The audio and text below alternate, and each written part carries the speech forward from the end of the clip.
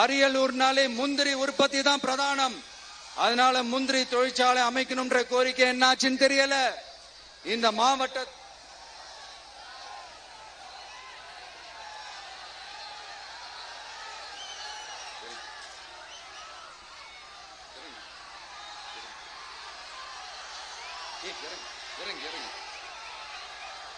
தம்பி இறங்கு, தம்பி இறங்கு, ப்ளீஸ் ப்ளீஸ் இறங்கு, இறங்குப்பா ப்ளீஸ். அண்ணா அது சாஞ்சி போயிடுச்சுண்ணா, இறங்க சொல்லிருங்கண்ணா. விஜயண்ணா சாஞ்சி போச்சுண்ணா, அது இறங்க சொல்லிருங்கண்ணா.